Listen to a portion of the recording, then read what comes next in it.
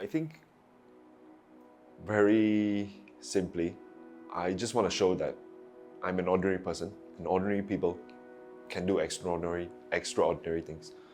And you don't need to be someone special. As long as you've got the heart and you've got the mind to do it, you can make a difference.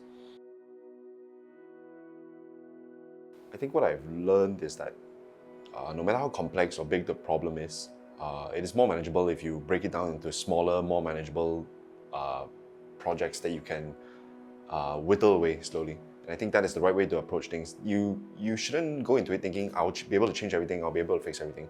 But what can I do today in my capacity to make things a little better? And that's the right way to approach complex situations, I would say.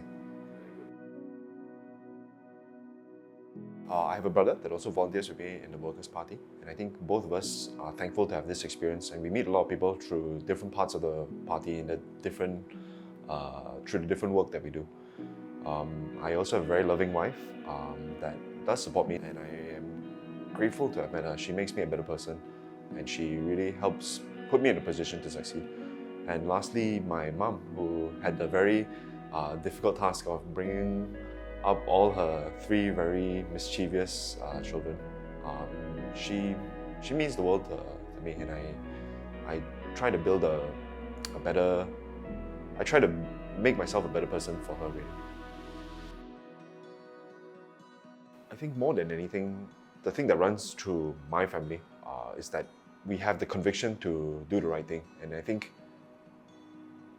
it's important. It's something I hope that we can inculcate in future generations of Singaporeans as well, in that, doing the right thing doesn't need to be a grand gesture or doesn't need to be some grandiose act. It can be very simple things that show that you think about other people and you do care for them.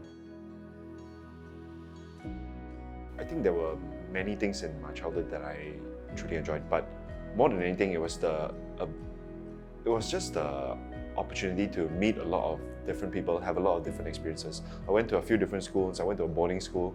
Then I came back to Singapore to do my national service. And I think throughout that time, right, it was just I really truly enjoyed meeting all the people that I met in my childhood, all the schools. Some that I still keep in touch with quite closely.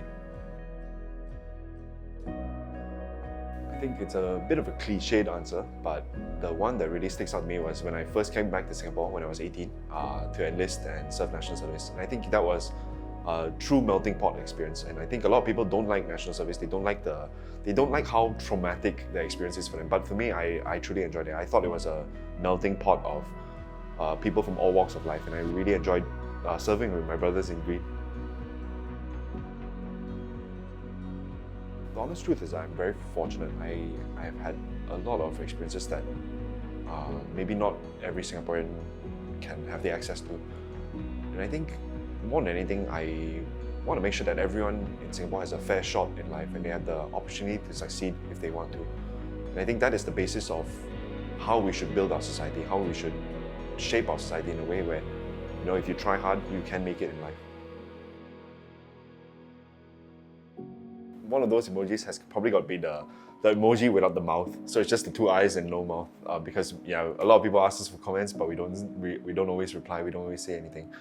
I think the other two emojis would probably be the bicep, the muscle one, because that's really the essence of the Workers' Party's grassroots efforts. It's all hard work, it's all sweat, it's all tears.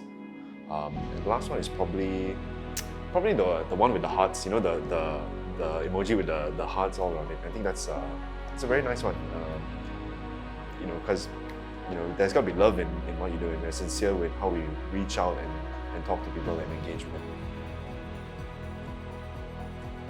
I've been very fortunate to join the Workers' Party as a volunteer, and I think from my experience, my key takeaway from volunteering is that even if I contribute a very little bit of my time, a little bit of my effort, it does mean a lot to the people that receive it or are the beneficiaries of it. A simple thing like helping someone file an appeal because of a long-standing issue that they've had, it means the world to that person because it can change their life for the better. And I think if everyone adopted this mindset, it would make society a much better place because everyone has the mentality of, yeah, we're very community-oriented, very service-oriented. A thriving political landscape in Singapore is one where there is pluralism, multiple voices, multiple parties, multiple perspectives, competing and contesting their ideas in Parliament. Singapore will have a challenge in seeing how relevant it is and whether it can ensure its continued success and survival even. And I think the only way we get there is that if we do this journey together with different perspectives and different voices.